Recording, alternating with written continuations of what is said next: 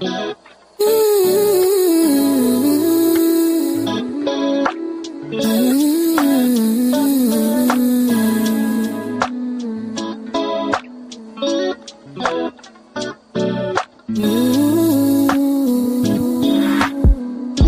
a time of rejoicing. Oh, I'm feeling really merry now. My heart keeps pounding in and out. Thinking about Yah's promises. He is not a man that he should lie. Every word is spoken is a yes, and so be it. So I'm clapping with my hands this time, and I'm lifting up my voice real high, 'cause I know all of his promises are true. Every word he's spoken to me and you. And when the road seems dreary and I can't see the end, I put my trust in his promises. I put my trust in his word. He'll take care of all my needs, and I ain't worried 'cause he's on his seat. And I begin to sing songs to my King. All the honor is yours. All of the praise is yours. All of my heart, all of my mind, all of me. It's in you I see. I'm rejoicing. So I'm clapping with my hands this time, and I'm lifting up my voice real high, 'cause I know all of his promises are true. Every word he's spoken to me and you, me and you. Come and sing with me. Songs to Elohim. He is worthy of all the praise. He is worthy of all the honor. He is worthy of all the praise. I'ma give him all the honor. All the honor is worthy. All the honor is worthy.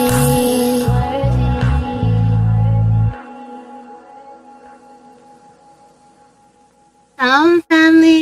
All praises to the Most High Yah for his kindness and his mercy that he has shown towards us. We give Yah all of the praise for who he is, for what he's done, and for what he will continue to do. May his name be greatly esteemed. May his name be greatly magnified.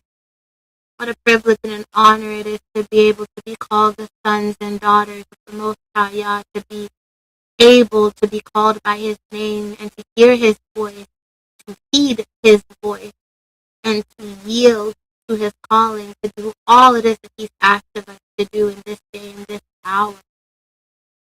It is truly a privilege. I first wanted to say thank you to everyone who gave donations for feeding the 5,000. All those who needed to be there were there. And of course, it is all to the esteem of the Father. It happened the way that he wanted it to.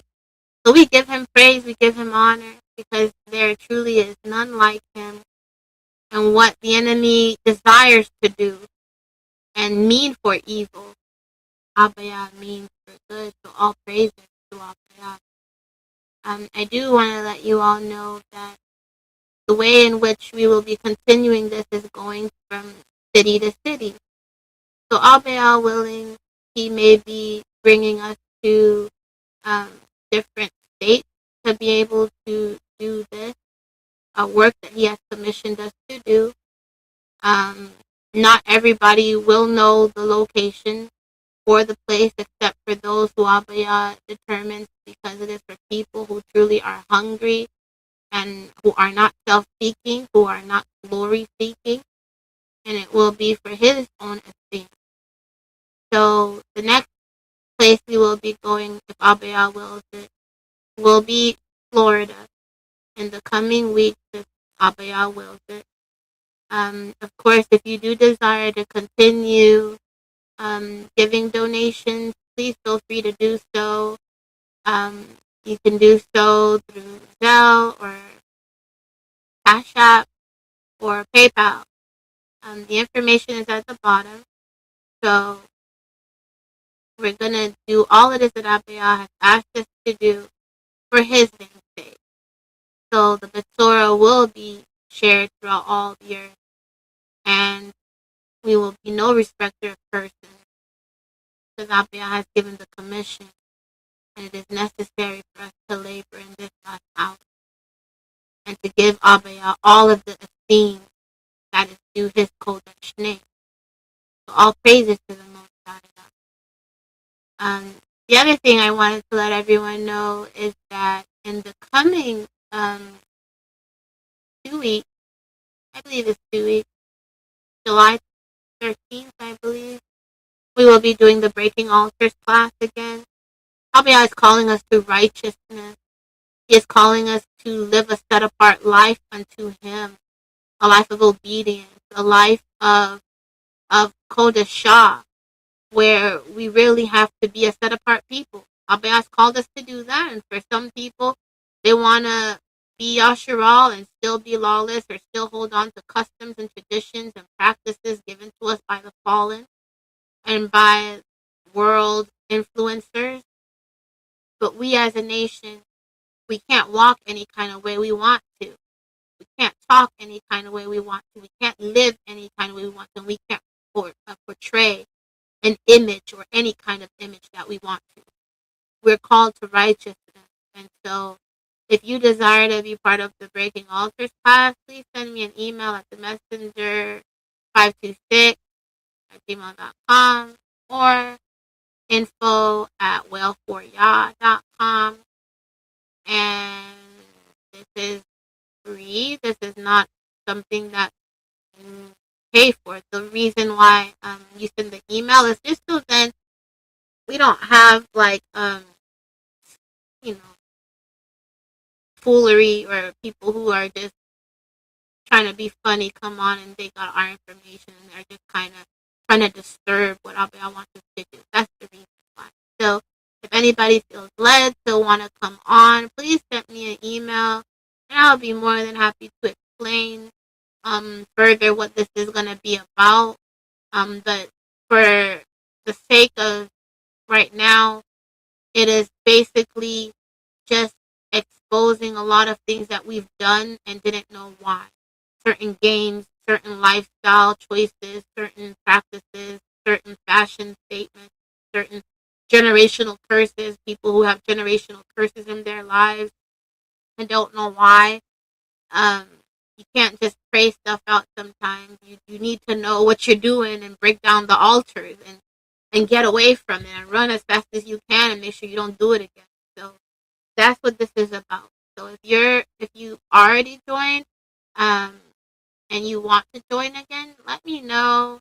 And if this is your first time and you have people in your family that you and who know the truth and who desire to want to turn away from certain things and be completely delivered, please let me know as well, and I'll be very happy to be able to send forth the information. All praises to Abiyah. So let us pray. Oh Abiyah, will we come before your presence and we give you thanks for everything that you've done for us. Thank you for the privilege you've given us to be called by your name, to be here in this moment, in this hour, to be seeking your face, to be calling upon your name, to be walking uprightly before you. Forgive us, Abiyah, for all of our iniquities and transgressions, for every evil and wicked deed that we have committed in your sight. You desire righteousness from us. You desire us to walk uprightly in heart and to love you with everything that is within us, to do all it is that you've asked of us to do. Oh, Abiyah, mold us in your likeness according to your desire, according to your will. Teach us to trust and obey you wherever it is that you lead, whatever it is that you ask of us to do.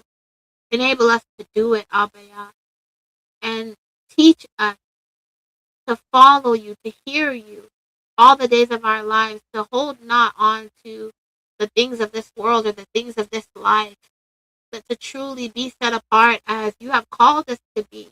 All praises to your most Kodesh name, Abihor. There is none like you. There never has been and there never will be.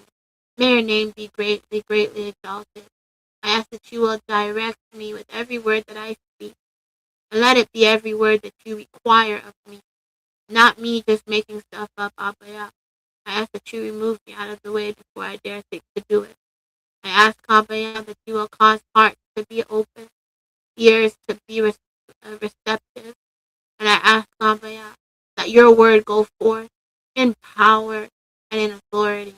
May your name be greatly esteemed. May your name be greatly magnified. In the name and the authority of Yahushua HaMashiach, so be it and be it so. All praises to the Most High Yah. So we are on part 6 of the full gospel. We're talking about the scriptures from beginning to end. And the reason why so many people are not able to fully understand why it is that things are the way they are, why it is that the Most High requires obedience from us, why it is that we are coming back to the covenant, why it is that we are holding on to the law, statutes, and commands. It is because they do not fully understand the word of Yah. They do not fully know what the good news is. And this is why we're here today. This is what we're doing today, sharing the good news. Because the word of Yah said that before the coming day of HaMashiach, the good news will be spread throughout the whole entire world. People think that this is Christianity, but it is not. It is not Christianity. Everything that you've known, for the most part, from Christianity, we kind of have to throw out the window. We kind of have to get rid of it.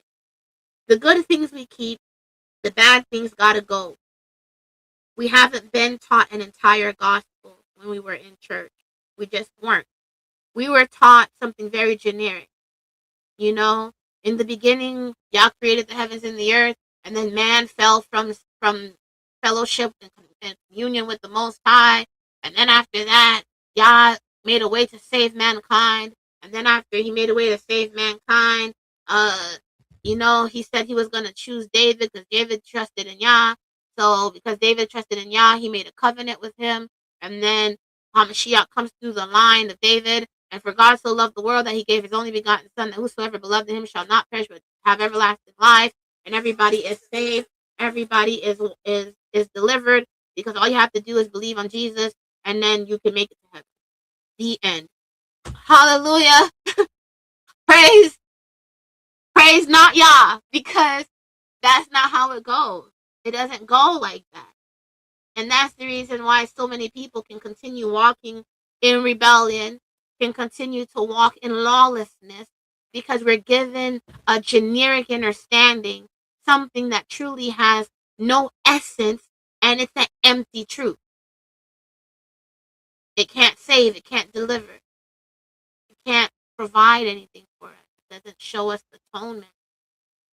And the worst part of all, it doesn't tell us how to live. And that is the reason why so many people who remain with the partial truth remain in bondage. So today we will continue with where we left off. We were talking about how in the beginning Yah called forth the light. We talk about how that light that he called forth was his own Son.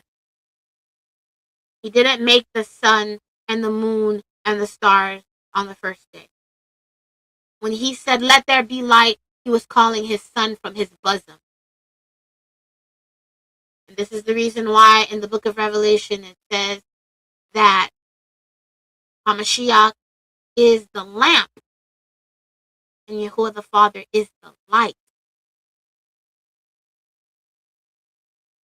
Because HaMashiach proceeds from the Father.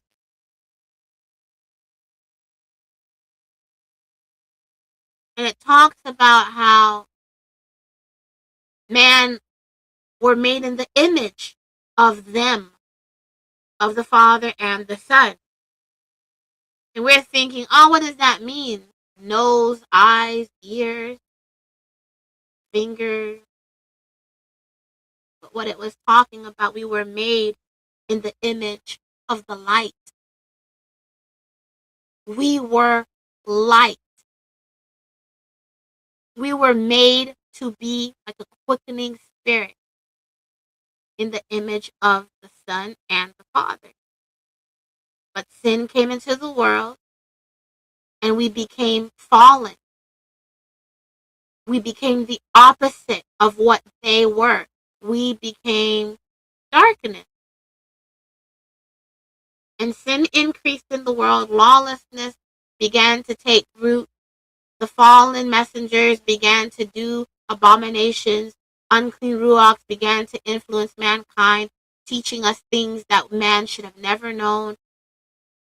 And so evil grew and increased. But we see from the very beginning, Yah always chose somebody. We see how Yah chose Seth. We see how Yah chose Enoch. We see how Yah chose Noah. We see how Yah chose Shem. We see how Yah chose Eber.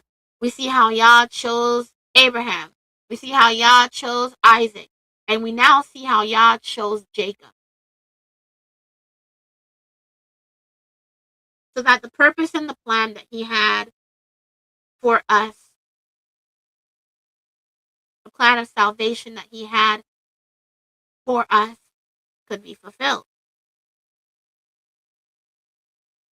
We spoke about why it was necessary for there to be a chosen every time. Because there were supposed to be a group of people who were living set apart and who taught the rest of the world how to be Kodesh. How Abraham was going to be a father of many nations. Yasharal is just one nation. But how he was going to be the father of many nations. And that anybody who was circumcised in the house of Abraham would be saved. It is so necessary that we fully understand this. Because if we do not, then we will not walk in our calling. We will be racist, egocentric, barbaric, murderous, abominable, rebellious people.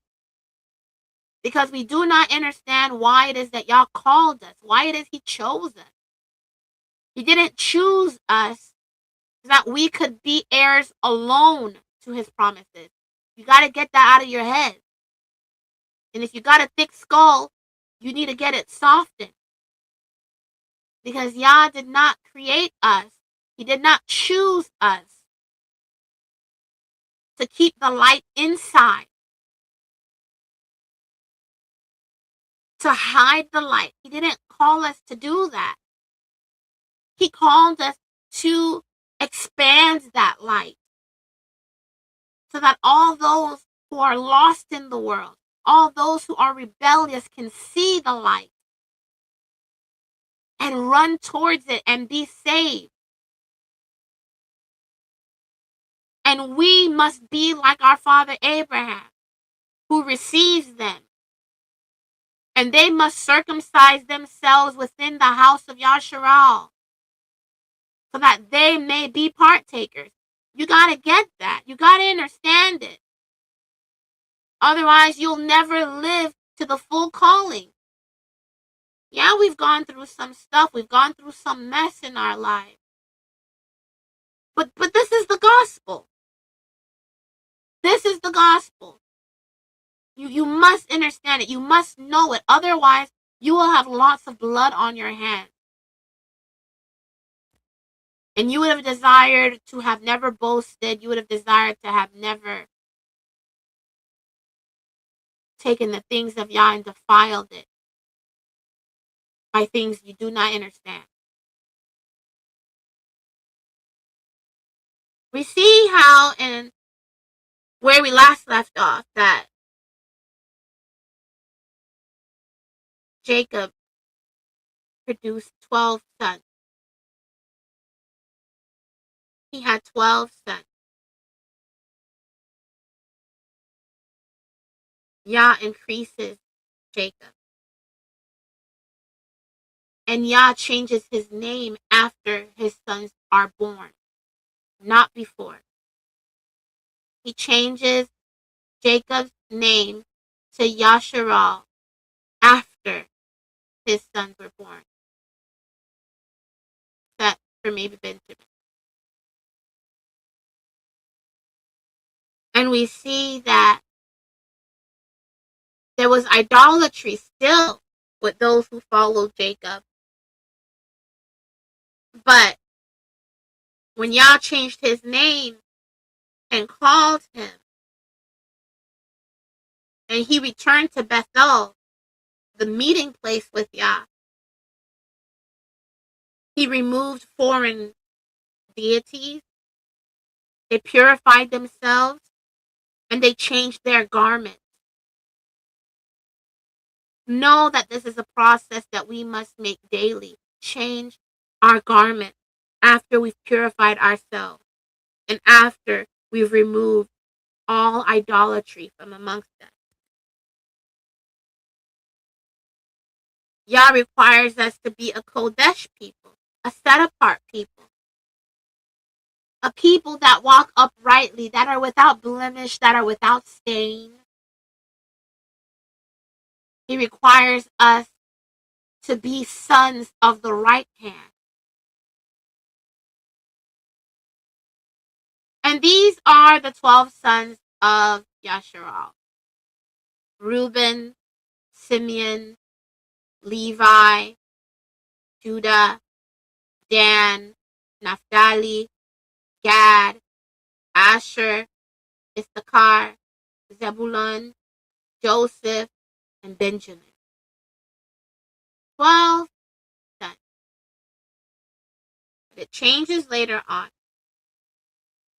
So right now I want us to fully understand each of the prophecies regarding the sons. After, of course, we review Joseph, right? We did speak about Joseph briefly last time. And remember what we said, that Yah always chooses somebody in every generation. One passes away, another one comes that Yah chooses. And all of these people that Yah chooses is supposed to be an example of HaMashiach. They are not HaMashiach.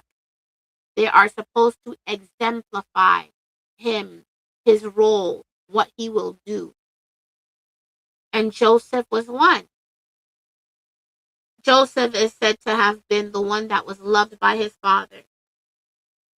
And I just want you to be able to fully understand HaMashiach's role in this. Because remember, this is the gospel. HaMashiach is there from the very beginning. All the arrows point to him as he points us to Yah. Right? So Joseph is loved by his father. We see this in the scriptures. And we see that Yahusha is loved by his father. You see it in Matthew chapter 3, verse 17. Mark chapter 9, verse 7.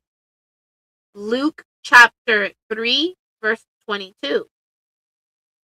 We see that Joseph is rejected by his brothers.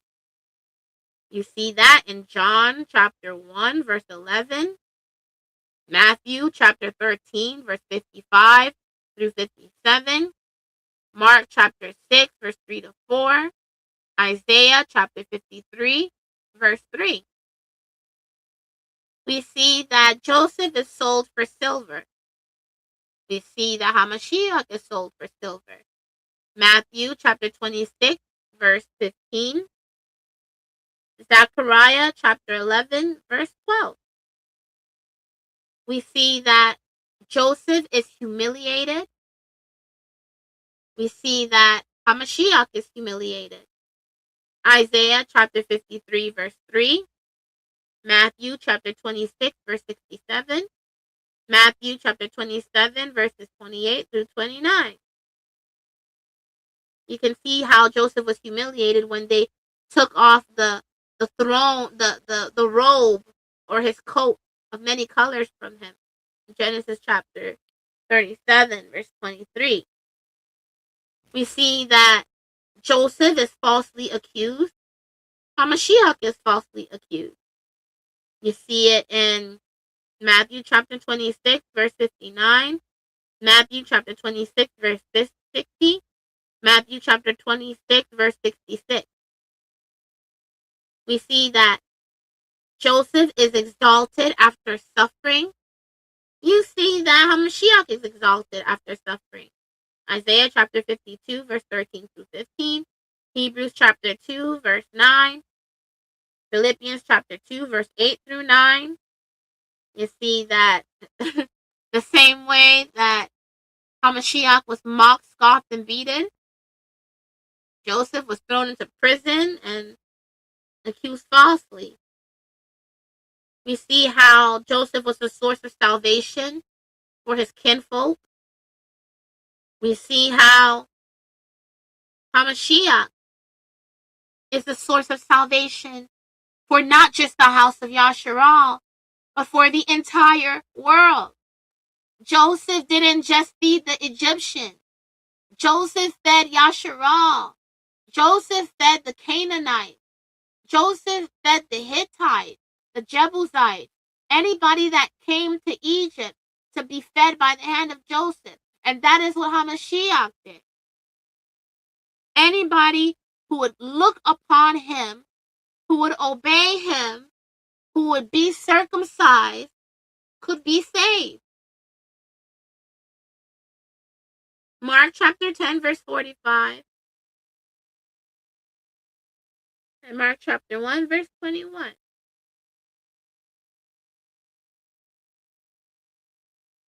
You see that there are so many parallels. And it is so important that we fully understand this, because Yah gives us the fine print. He gives us the layout of what Hamashiach was supposed to do, what he came to do, and how we were supposed to be, how we are supposed to be.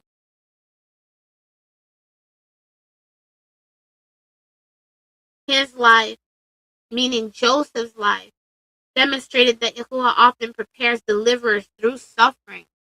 And we know that Hamashiach was the suffering servant. All praises to the Most High Yah.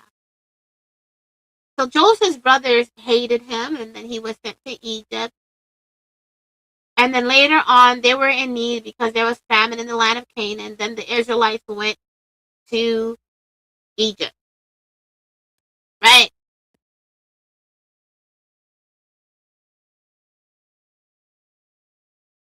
He got sent to Egypt. Joseph is placed over all of Egypt, second in command. And so because of the famine there, his family comes in, they reconcile. We all know the story. We all know the historical account. And then his family resides in Egypt. And they multiply, they increase in Egypt.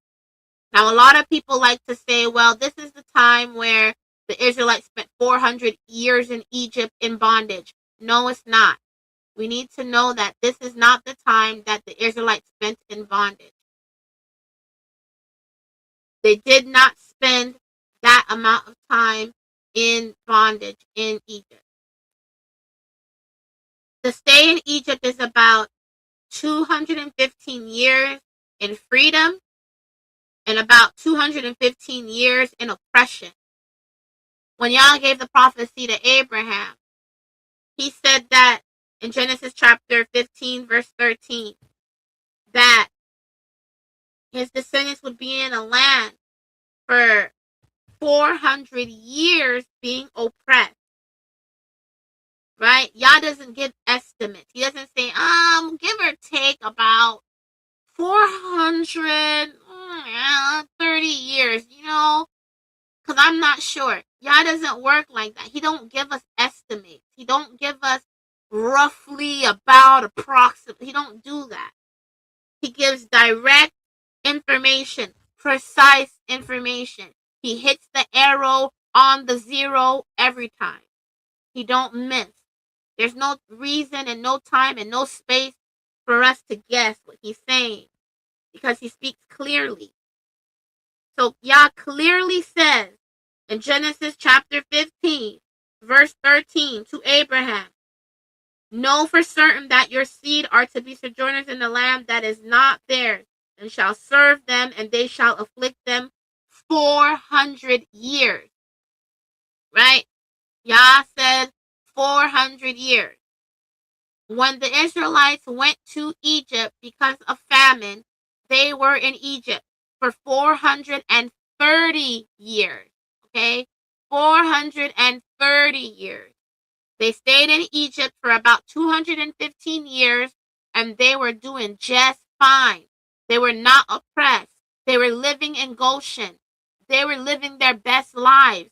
They thrived. They prospered. They ruled. They established for themselves a community, a nation, right? They were the nation. They prospered. After Joseph died and a new Pharaoh arose, so we have to know, according to the book of Jasher, it's 3 pharaohs that passed. So there was the Pharaoh that ruled over Joseph when Joseph came in. And then when Joseph got older, the Pharaoh passed away and his son came in. He still was good to the Israelites. When the 3rd Pharaoh came in, Joseph had already died. So 2 generations had passed. And he did not remember Joseph. So that's when they started afflicting the Israelites. The Israelites had been in Egypt 215 years without any oppression. This is not the prophecy of Genesis chapter 15, verse 13. You have to know that. Again, after Pharaoh died, the 3rd Pharaoh died. 3 pharaohs had passed. We have to know that. 3 pharaohs had passed. That's when oppression began. Because at that point, the Egyptians, Joseph was a nobody. And the Israelites were growing too much, and they were expanding, and they were too prosperous. So they started to oppress the Israelites. So for the next 215 years, the Israelites were oppressed. 430 years in total.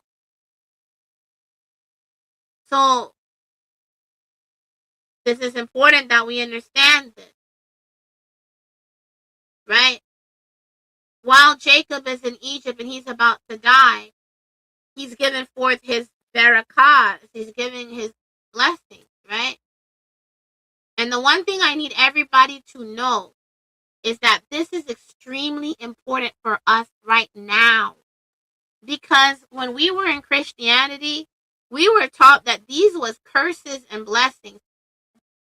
Jacob wasn't cursing and blessing. Barakahs, we have to know, are prophetic words that he's speaking over his children. He was prophesying. He wasn't cursing.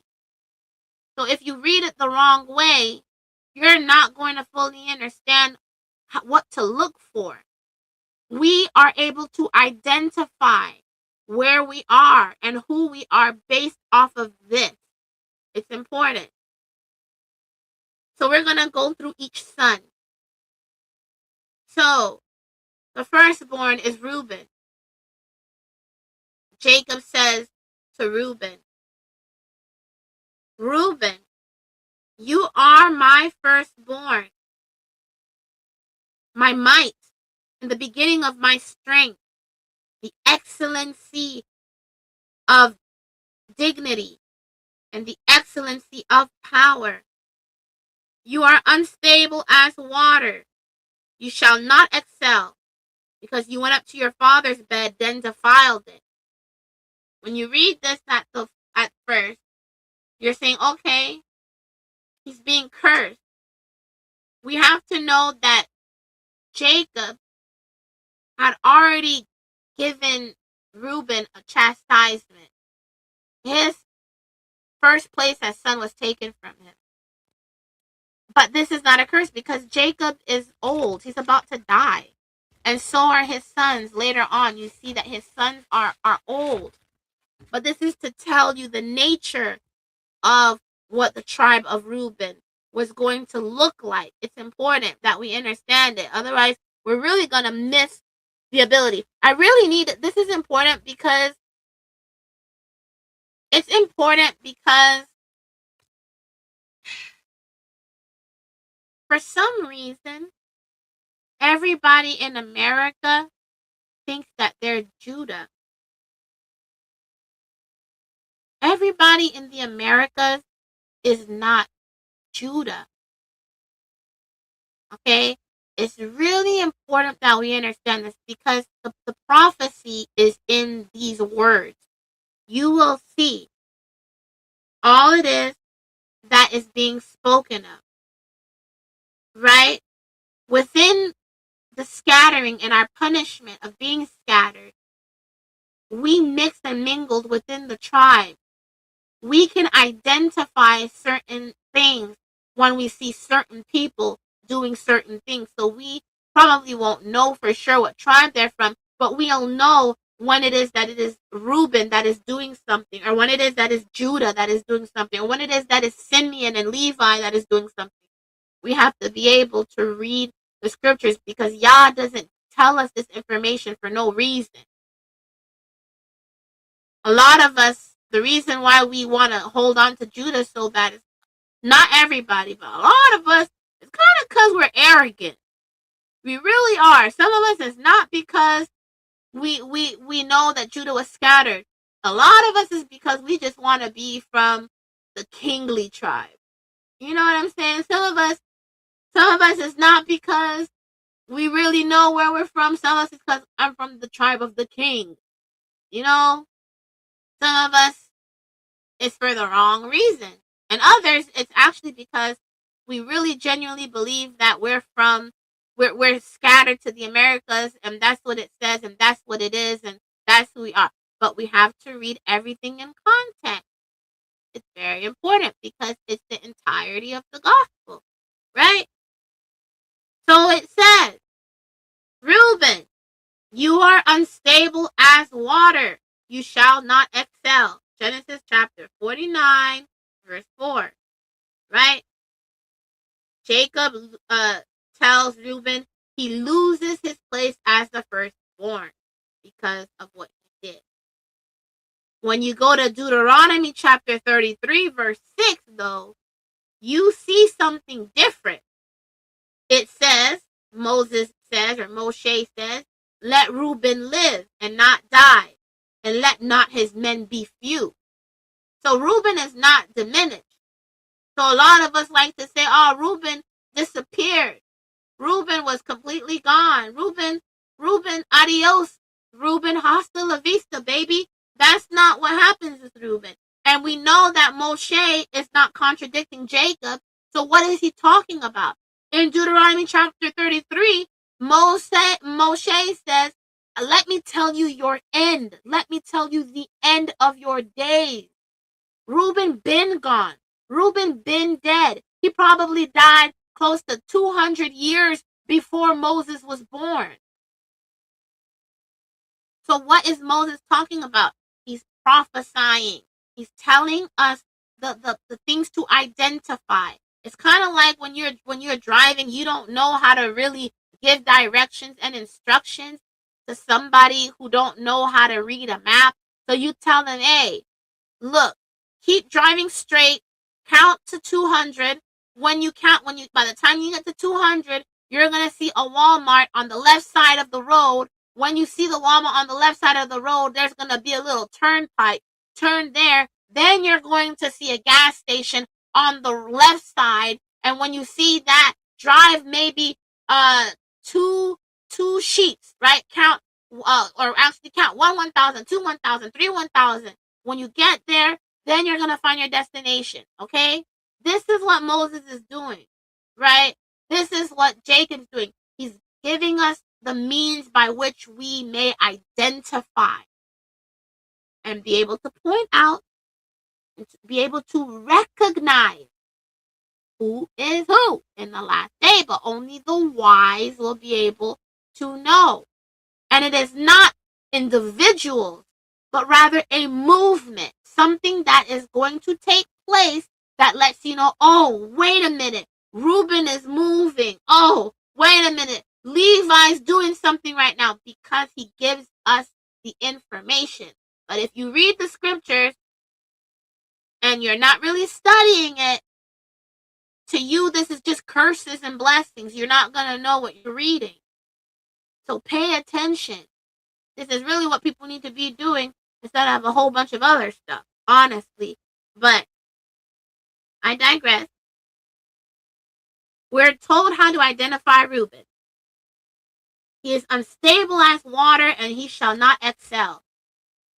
Yet, it says in the last day, says Moshe, let Reuben live and not die, and let not his men be few.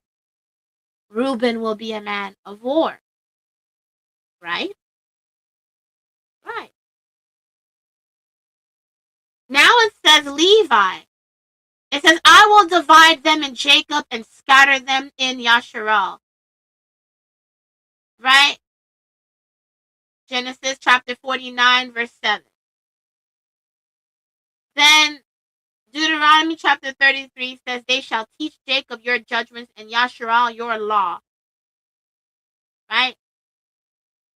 Jubilees chapter 45 explains to us that Levi receives a special attention because he was jealous for the covenant, and then he went and fought Shechem.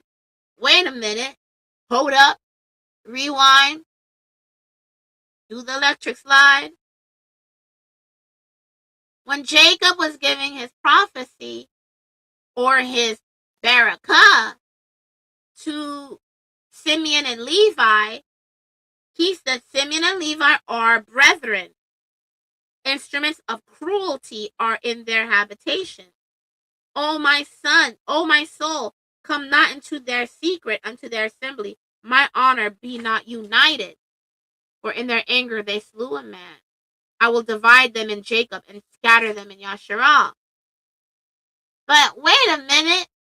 In the book of Jasher, it tells us that it pleased Yah, because they asked Yah to give these people into their hands because they defiled their sister. They did something that was abominable. And Yah gave them victory over Shechem. Two brothers destroyed Shechem. You think people can do that on their own if Yah's not with them? One put 1,000 to flight. Is Jacob really cursing Levi and Simeon here? Or is he prophesying? Ding, ding, ding, ding. He's prophesying. He is prophesying. He is prophesying. The Hebrew word is not cruelty. The Hebrew word is war. It is war. Hamas. War. Violence. Judgment. Oh, wait a minute. Judgment? Deuteronomy chapter 33 verse 10 says, they shall teach Jacob your judgment and Yasharal your law. This is important that we understand what it is that's going to take place in the end, because this is a latter day prophecy. Moshe says, let me tell you your end. He's prophesying that one, Levi and Simeon are scattered in Judah. They are scattered in Judah. So some of you might be Judah, some of you might be Simeon, some of you might be Levi.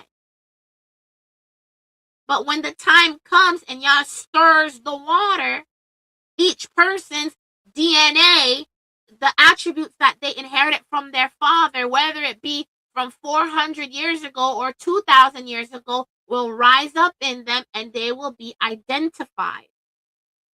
It's important that we know this.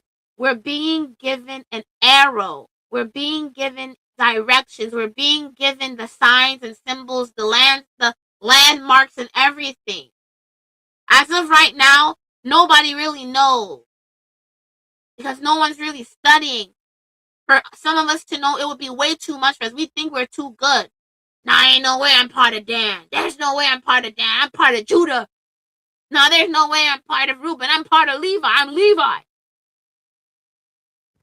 Meanwhile, you're nasty and you walk wickedly and you stink.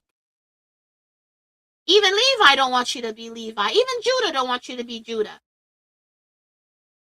But if you fully take the time to walk as Yahuwah wants you to walk, and you identify what it is that the scriptures are saying, then it will all make sense when Yah stirs the water. Because we have to remember. We have to remember that in Egypt the first time, those who were of the tribe of Ephraim, who were men of wisdom, they knew what time it was, and they moved ahead of Yah. They knew what time it was. And the same way that took place, Yah will do again. But he will do it in a supernatural way. Because none of us know anything. We've lost our entire heritage. But for those who study to show themselves approved at the appointed time, when he stirs the water, the things that comes from the fathers, the forefathers, will rise in you. This is to show you something. They are instruments of judgment in their habitation. They will rebel against the Most High and go their own way. They won't teach righteousness. But in the latter day, they will rise up and they will teach Jacob Yah's judgments again and Yashar the law. They did it once before, they will do it again. They will be the ones who will be stirred to jealousy and not be respecters of persons. So when you see the stirring and you see certain attributes, it's not for you to be like, oh, you're leaving. No, but you have to look at the collective, right? Judah, Genesis chapter 49, verse 8. Judah, you are he whom your brethren shall praise. The scepter shall not depart from Judah. Kingship is assigned to Judah. Deuteronomy chapter 33, verse 7. Hear, Yahuwah, the voice of Judah. Judah. He is portrayed as a leading tribe amongst his brothers. You need to know, you should be able, at some point in the very near future, to identify Judah. And I'm not talking about just where we've been scattered to, because we know that Judah's been scattered, but we're thinking about the tribe of Judah. We have to get that out of our skulls. We have to get that out of our brains. Judah, the tribe, wasn't scattered. It was Judah, the kingdom, that was scattered. The northern kingdom was sent into exile. The southern kingdom was scattered. Inside of the southern kingdom was Reuben, was Simeon, was Levi, because Levi and Simeon dwelt together. Reuben habited inside of the tents of Judah. If you read how the inheritance was, you see that Judah expanded so much, Judah almost swallowed Reuben.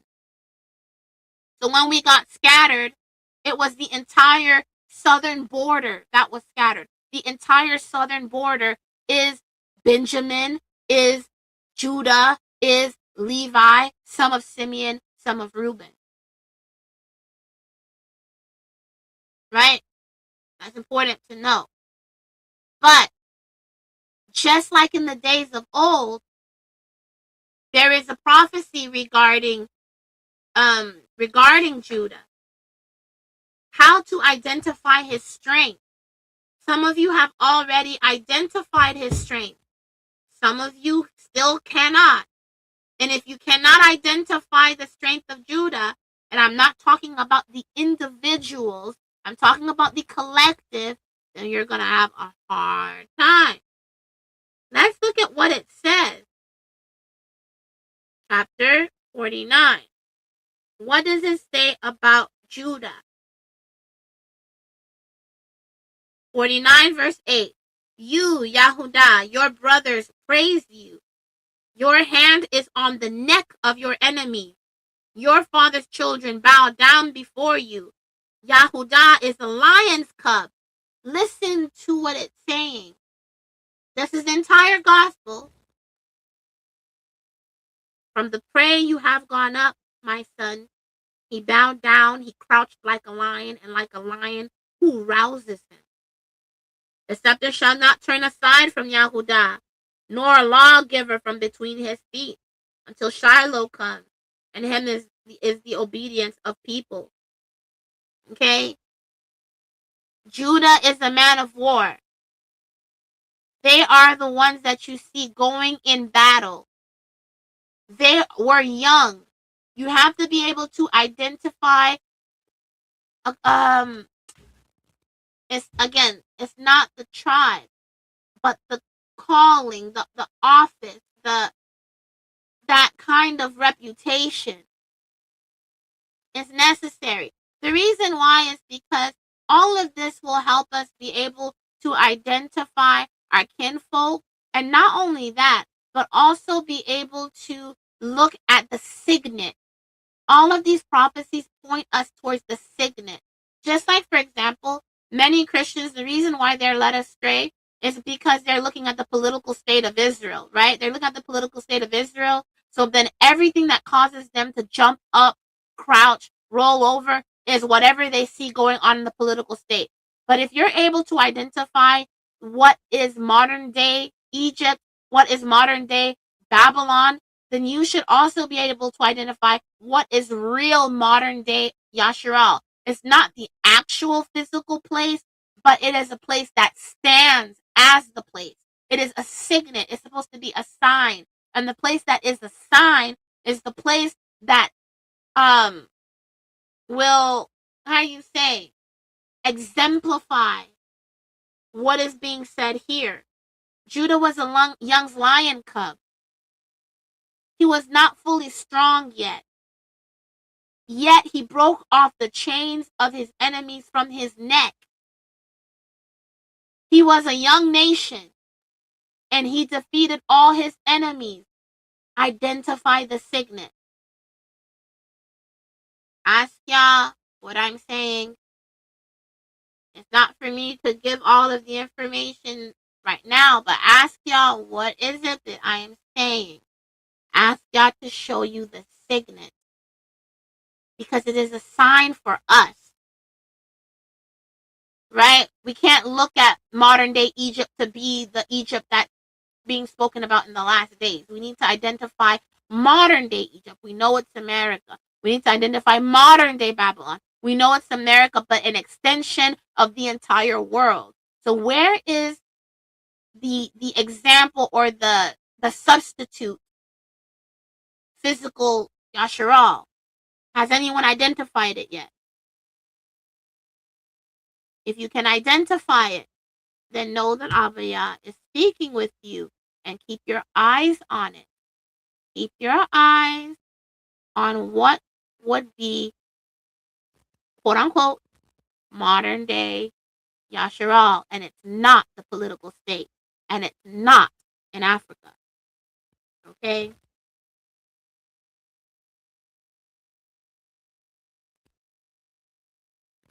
He's crouched like a lion. And though he's young, he is not defeated easily. Though they chastised him, ridiculed him, yet the scepter will not be removed from him. Ask Yah to identify and reveal to you what this prophecy means. It's necessary for us in these last days.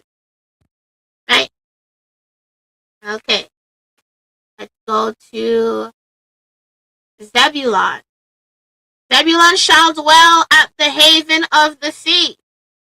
Genesis chapter 49, verse 13. Deuteronomy chapter 33. Rejoice, Zebulun, in your going out. Deuteronomy chapter 33, verse 18. Right? He's talking about a people that are laborers. They work hard. They abide and dwell in places that are close to borders. They are probably one of the most prosperous of us. Because remember, we've all been punished, but we have different kinds of punishment. This is not the same punishment as the southern kingdom, as Yahudah. Be able to identify this. Okay. Issachar. Oh. Where is Issachar? Oh, yeah. Issachar. Genesis chapter 49. Issachar is a strong donkey. Genesis chapter 49, verse 14. Deuteronomy chapter 33. And Issachar in your tent. Steadfast and faithfulness is what Issachar is seen as. I really encourage everybody to read the 12 patriarchs so that you can fully understand also the Barakas or the prophecies regarding each tribe. It's really important that you fully understand this, that you may be able to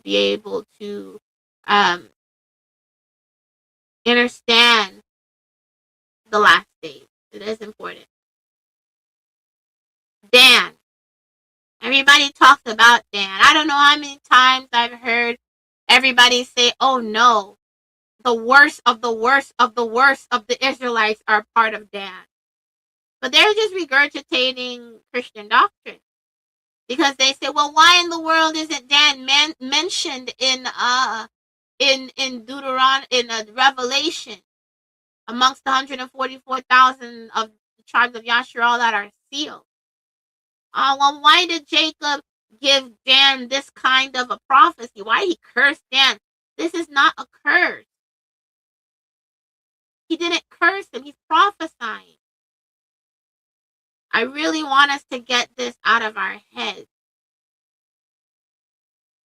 That we are not regurgitating philosophy and Eurocentric interpretation. Dan is not cursed. Stop saying that. Genesis chapter 49, verse 16. Dan shall judge his people. Genesis chapter 49, verse 17. Dan shall be a serpent by the way. Deuteronomy chapter 33. Dan is a lion's whelp. Right? Deuteronomy chapter 33, verse 22. I really don't get why they used to say that Dan was cursed. He'll be a serpent by the way. He's going to be the most perverted of all tribes. He's going to be the most wicked of all tribes. If that were the case, then Dan should have been scattered throughout the four corners of the world, not the kingdom of Judah. But that's not what this is saying. That is not what it's saying. He's talking about he's prophesying about Dan's military strength. He's talking about Dan's wrath and his ability to fight. This is what it's talking about. It's telling us about the end. It's talking to us about the end. Mighty men. That's what it's talking about. Dan shall judge his people. Dan shall be a serpent by the way. He shall be cunning. He shall be wise. He shall be intelligent. He will be dangerous. This does not say he will be wicked and evil. Yes, the entire nation of Yasharal rebelled against the Most High. But in the case of Jacob giving the Barakas before he is dying, the Barakas are not curses. He is giving prophecy. He is giving us markers of identification. That's what he's doing. In Deuteronomy 33, when Moshe is talking about the latter end of the Israelites, he says Dan is a lion's whelp. He is a lion's whelp. There is a place of leadership in Dan, and we will see it in the latter end, in the last days. Right? It's important. It's important that we fully understand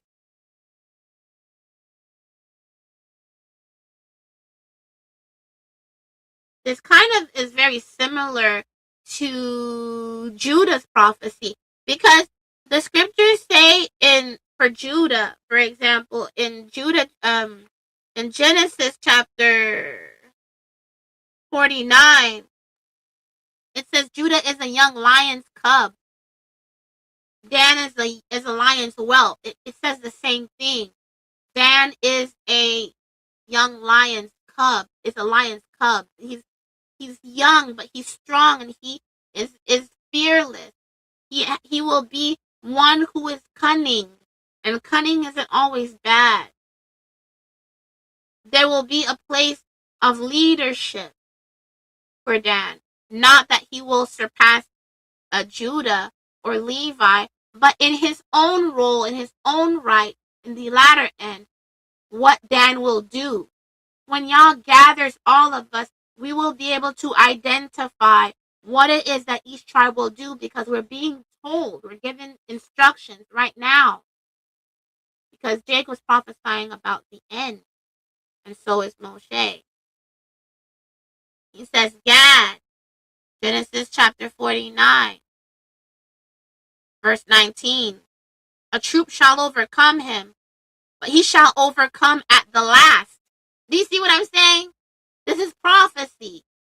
He's saying a troop will overcome him, but he shall overcome at the last.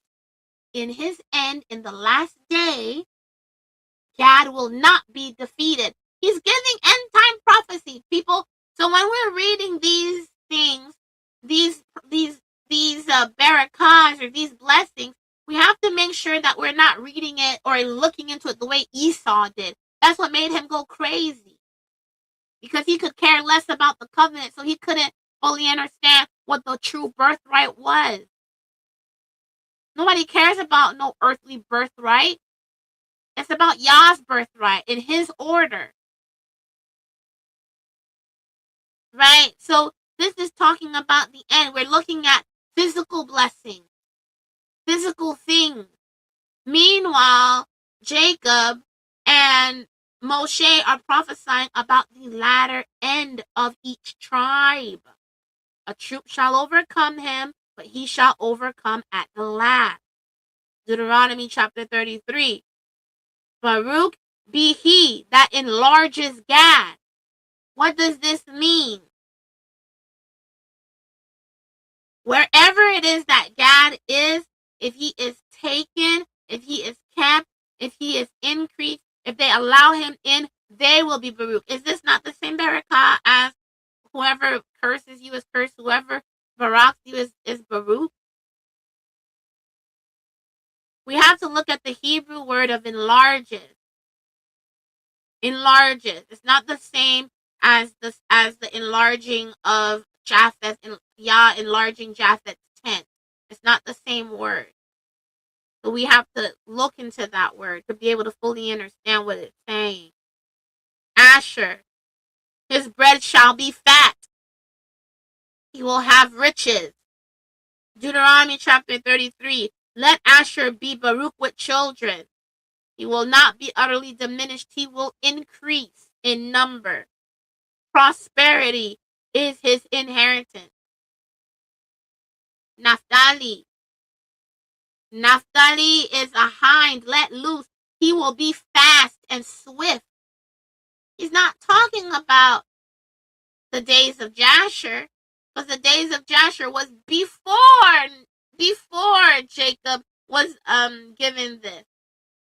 So he was talking about days to come. Naphtali is a hind let loose. we can identify what the latter end will be. O Naphtali, satisfied with favor, says Moshe. Deuteronomy chapter 33, verse 23. Yosef. Genesis chapter 49. Yosef is a fruitful bow. Genesis chapter 49, verse 22. The archers have sorely grieved him. Genesis chapter 49, verse 23. His bow abode in strength. Joseph 49, verse 24. Baruch of Yahuwah be his land. Deuteronomy chapter 33, verse 13. It's really important that we sit down and study all of these things. His esteem is like the firstling of his bullock. There is fruitfulness for Yosef. We're over here. It says that Abraham will be the father of many nations. Right? Of many nations. Yasharal's just one. Right? Reuben is not a nation, neither is Benjamin. Reuben and Benjamin are a nation, not two. They are a nation. Yasharal is one nation, not many. So when you're reading these prophecies, these barakahs of Jacob and Moshe, you're supposed to be able to fully understand that this is exactly what Yah said to Abraham. When you're reading Ezekiel, you're reading Isaiah, you're reading Jeremiah about the things that Joseph did, but he's talking about the latter end. And it all makes sense when it says that, behold, your light has come, and the nations will cleave to you. It all ties in together. Fruitfulness. And then faithfulness. Right now, Yosef is fruitful, but they are not faithful. But soon, they will be fruitful, and the ones with whom they have been fruitful will become faithful. And behold, Mashiach has become a light to all the nations. It's amazing. Benjamin shall ravine as a wolf. Genesis chapter 49, verse 27. Deuteronomy chapter 33, verse 12. The beloved of Yahweh shall dwell in safety by him.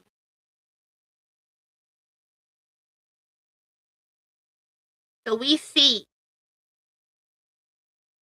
all the barakahs that Abiyah had.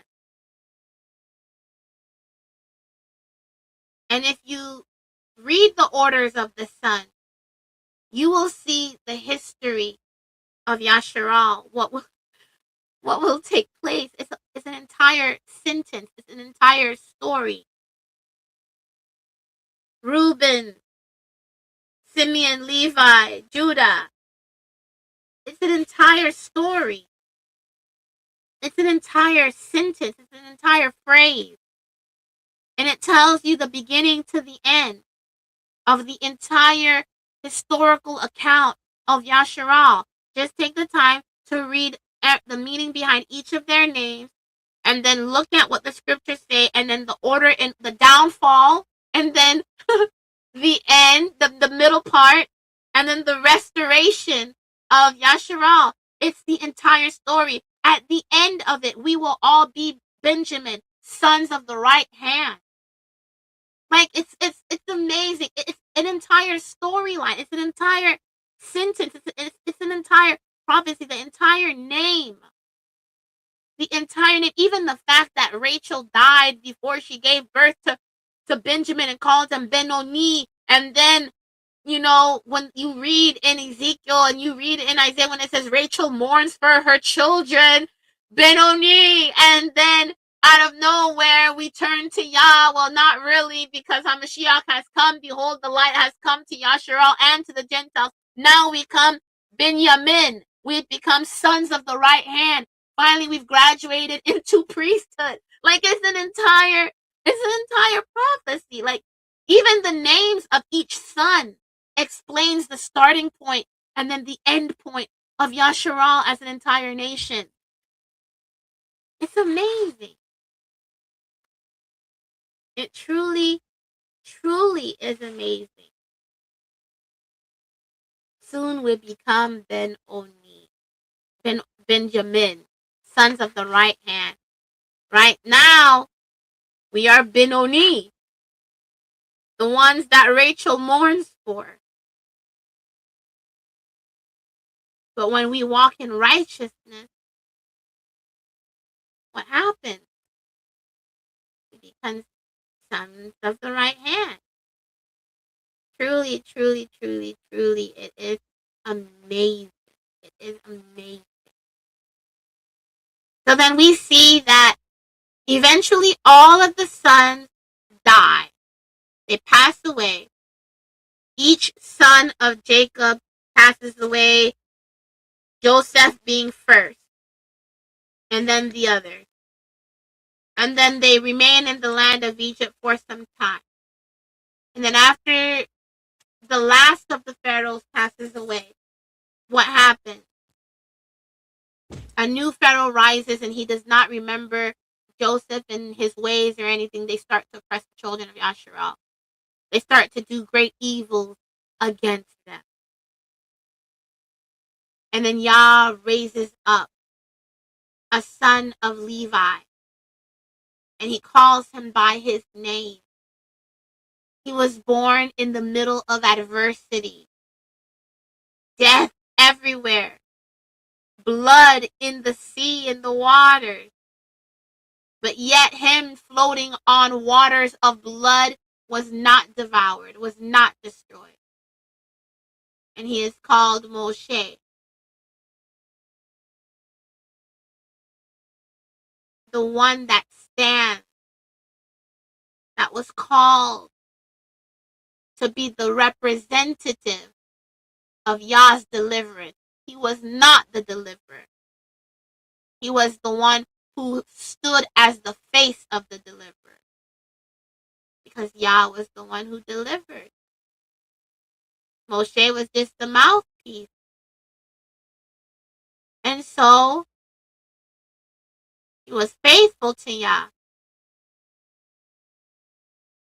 And the one thing I need us to fully understand as well is the plagues.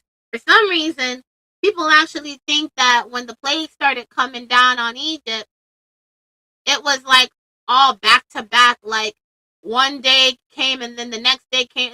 This was over a span of some years. Please know that. It wasn't back to back to back to back to back to back to back. You can read it in the book of Jasher.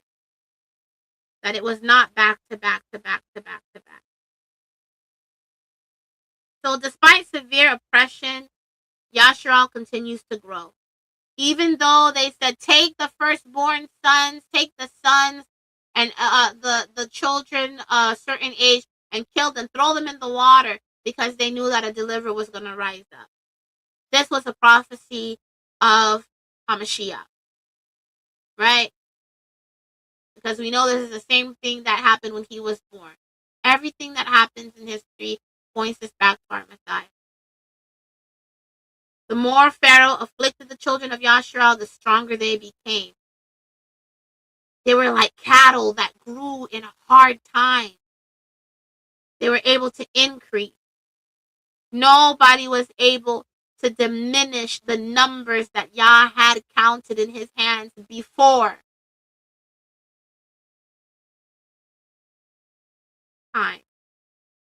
Right? So it's really amazing. So Pharaoh orders all the Hebrew male infants to be killed.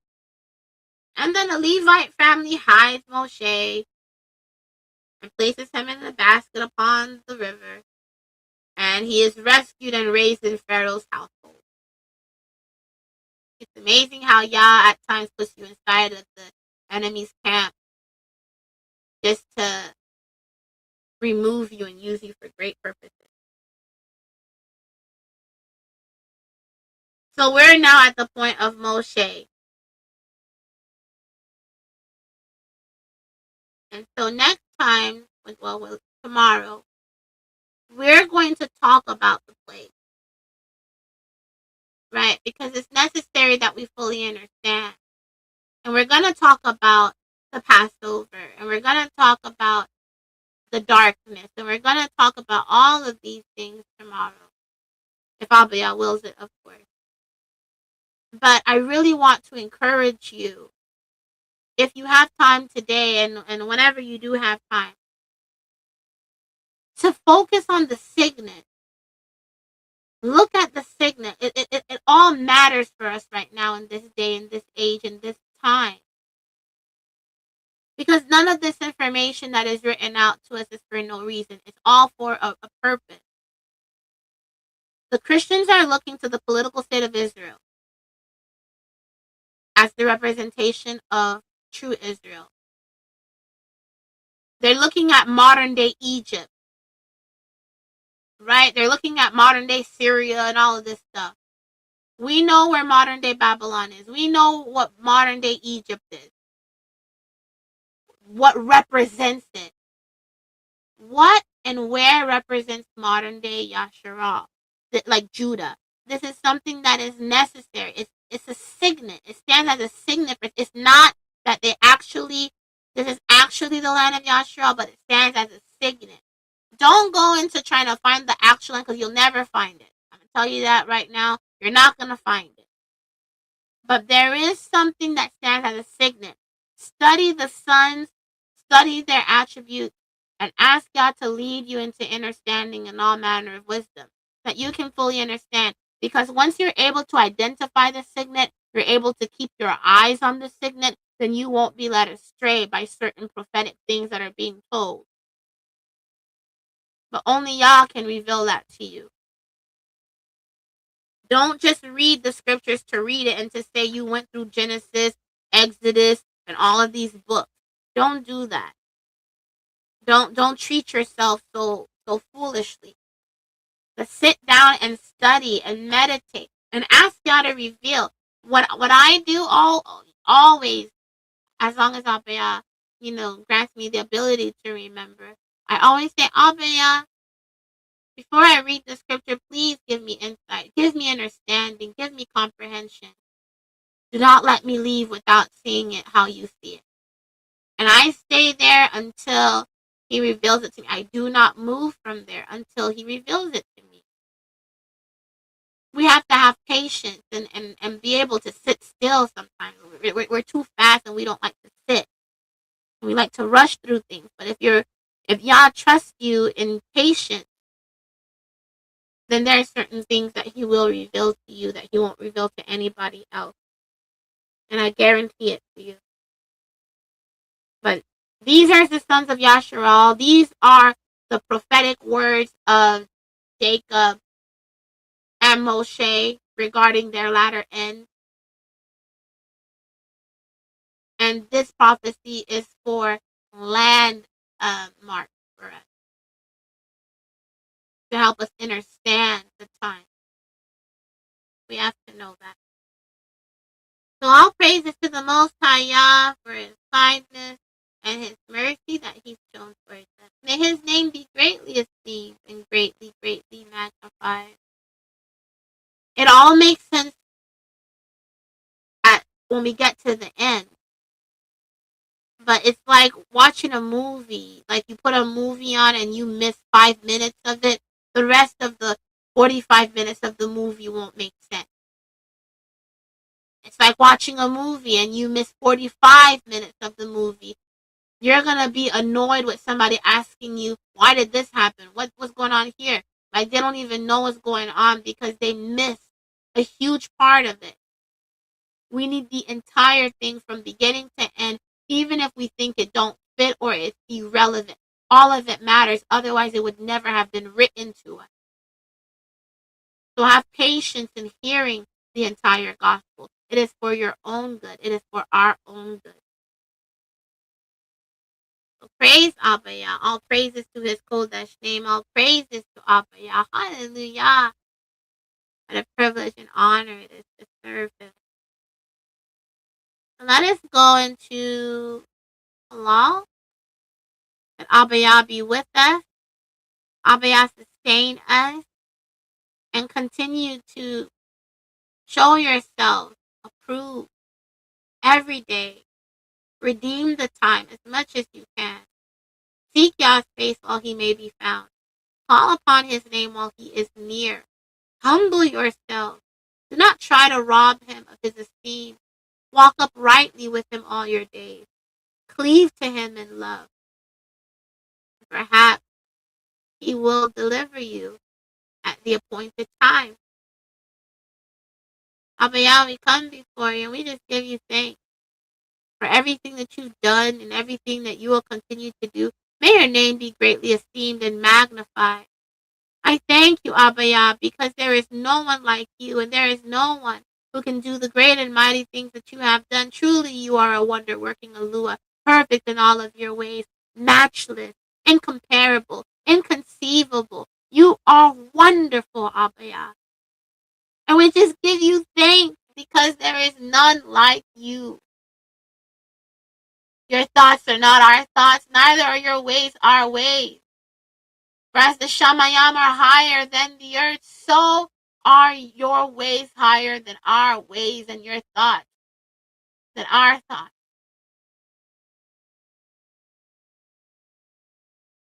We just thank you because of all your promises that you've shown towards us. Thank you, Abba Yah, that you are such a faithful Father, that you are such a good Father to us.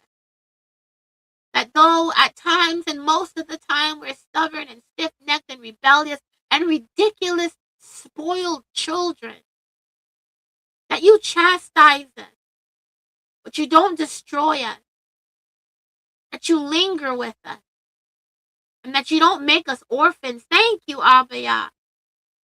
That even though at times we offer you things that stink and are foul, you toss those things away, but you don't toss us away. But we know that a time is coming when you won't linger anymore. And you will throw the offering and the defiled offer away altogether. Let us not be as such, Abba, but that we be true and faithful servants to you all of our days. Remove a spirit of mockery, arrogance, and pride and boastfulness from us, Abba. And if there be found in me any arrogance and pride and boastfulness, Abba, remove it from me.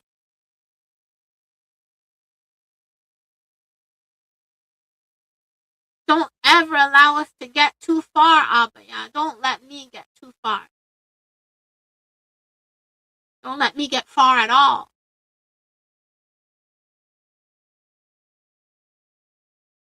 But you keep those in perfect peace whose minds are stayed on you.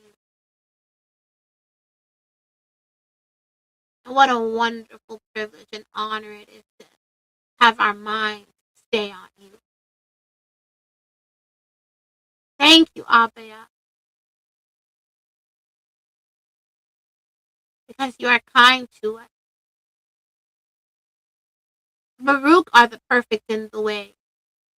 Baruch are those who observe his witnesses, who seek him with all their heart. Hallelujah. Yes, they shall do no unrighteousness.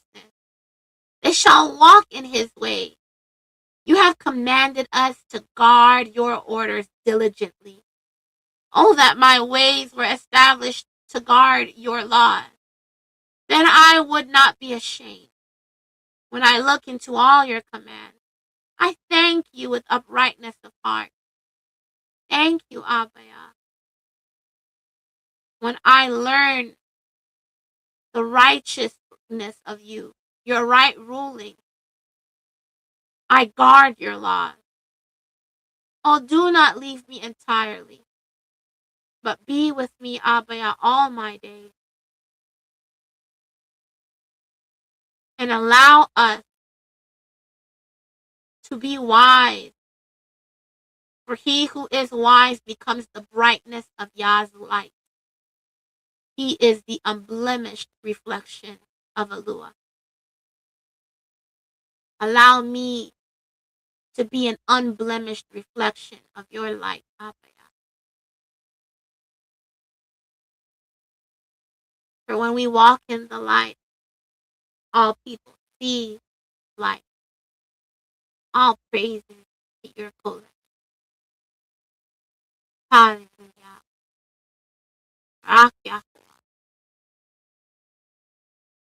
Thank you for all you've done and all you will continue to do. Thank you, HaMashiach,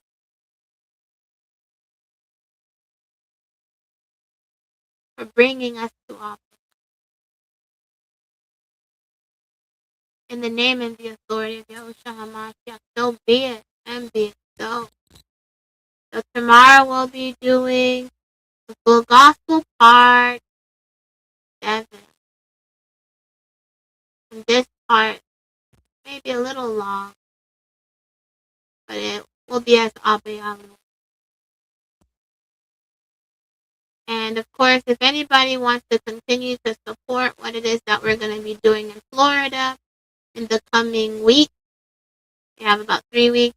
You may continue to send support through $Well4Yah7 for Cash App or for Zelle. I think it's the Messenger 526@gmail.com, and it's the same for PayPal.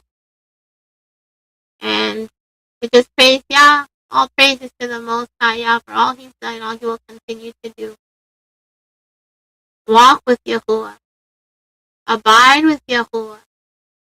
Trust in Yahuwah. And cleave to Him. All praises to Allah. Shalom.